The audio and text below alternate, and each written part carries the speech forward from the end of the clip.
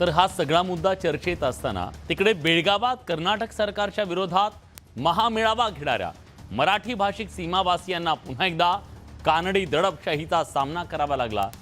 एरवी सीमावासियांच्या नावानं राजकारण करणाऱ्या महाराष्ट्रातल्या एकाही नेत्यानं सोमवारी सीमा भागात जाऊन मराठी भाषिकांना पाठबळ देण्याचं धारिष्ट्य दाखवलेलं नाही।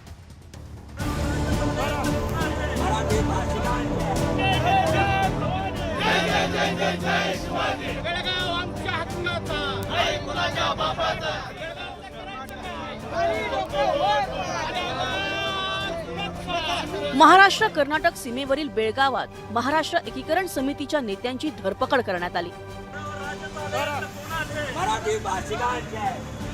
बेळगावातल्या मराठी भाषिकांना 2 दिवस नजरकैदेत ठेवण्यात आलं होतं, पण सीमावर्ती भागातील मराठी भाषिकांनी कर्नाटक सरकारच्या दडपशाहीला भीक घातली नाही।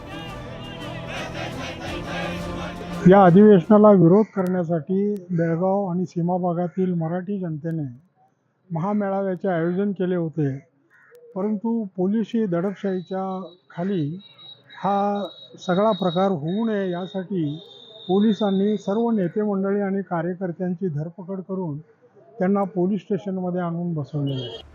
गेल्या 6 दशकापासून महाराष्ट्र कर्नाटक सीमा प्रश्न धगधगतोय।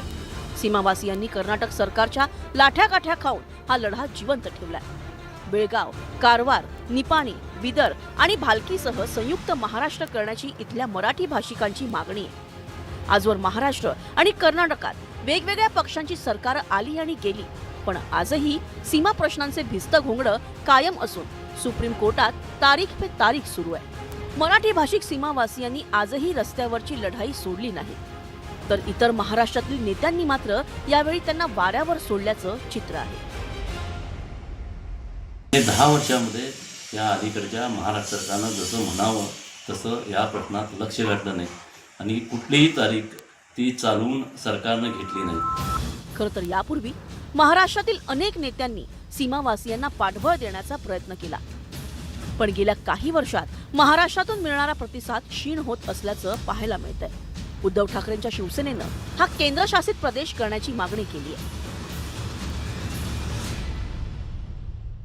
आज जे आंदोलन चिघळलेलं आहे त्याच्यावर ह्या सरकारने उत्तर देणं गरजेचं आणि मला वाटतं ह्या सरकारने, ह्या मुख्यमंत्री महोदयांनी केंद्र शासनात किंवा प्रधानमंत्री महोदयांना सांगावं आणि तातडीने तिकडचा जो सर्व परिसर आहे तो केंद्र शासित करून घ्यावा। हे जे आडमोठे धोरण या सरकार कर्नाटक सरकार करताय त्याचा आम्ही निषेध करतो आणि असं त्यांचं म्हणणं असेल की असं केल्याने आम्ही जाऊ शकत नाही, तर शिवसेनेचे लोक तिथे जाणार आणि या अशा प्रकारच्या वागणाऱ्या सरकारवर केंद्र सरकारने कारवाई करावी अशी शिवसेनेची मागणी आहे। सीमा प्रश्न सुटेपर्यंत 2 राज्यात समन्वय राखण्यासाठी सीमा समन्वय मंत्री नियुक्त केले जातात, मात्र हे मंत्री नेमके काय करतात हा संशोधनाचा विषय।